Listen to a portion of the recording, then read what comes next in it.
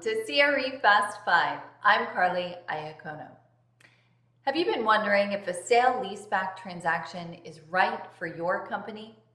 Today we're going to discuss the pros and cons of this deal structure so you can make an informed decision. At its most basic level, a sale-leaseback is a transaction in which the owner of an asset sells the property and then leases it back from the new owner.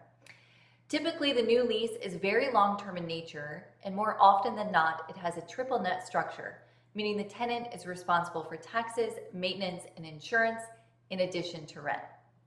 Here are some of the key reasons many businesses with real property are executing sale-leasebacks. Number one is the access to working capital. Now, I get asked a lot why businesses wouldn't just refinance to pull money out instead of pursuing a sale-leaseback if they needed capital. With a refinance, you are typically getting around 65%, give or take, loan to value in proceeds.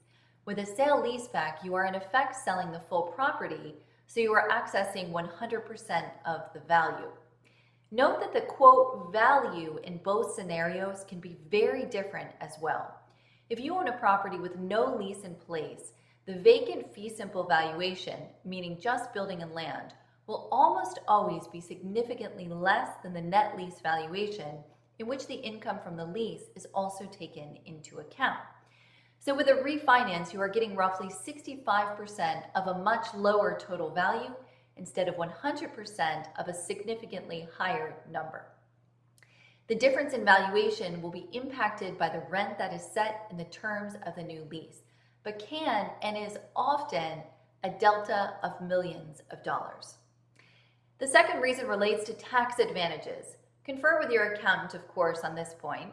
However, current laws allow business owners to expense their entire lease payment as opposed to being able to expense only the interest portion of their mortgage payment. This is a significant difference when it comes to tax planning.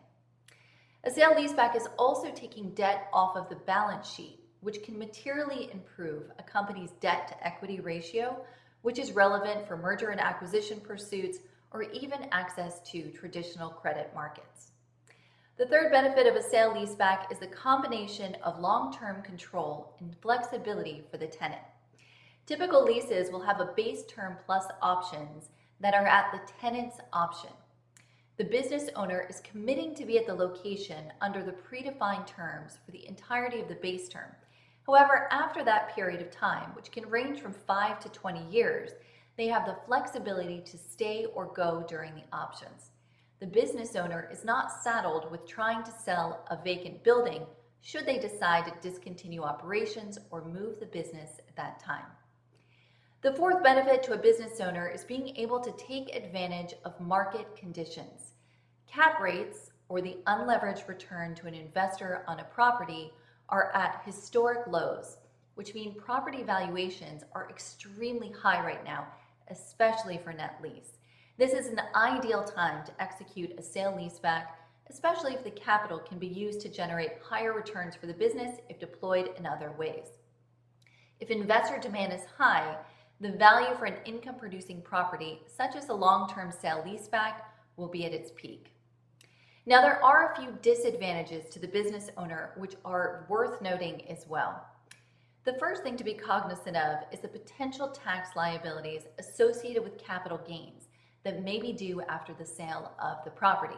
Again, speak to your accountant and your trusted commercial real estate broker to see if executing a 1031 exchange to defer capital gains taxes makes sense for you. The second disadvantage is related to depreciation.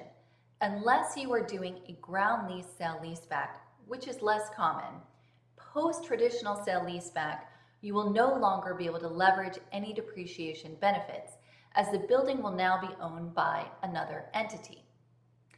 If you're considering a sale-leaseback, you also want to make sure that the terms that you are offering on the new lease are sustainable for your business.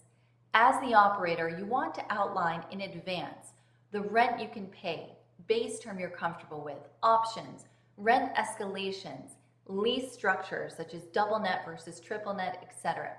Each of these factors will affect the value of your property, So it's very important that you work with an experienced commercial real estate broker to get the right mix of both terms that maximizes sales proceeds while still supporting your business long term.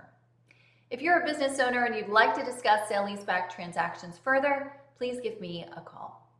That was CRE Fast 5. I'm Carly Iacono. I'll see you soon.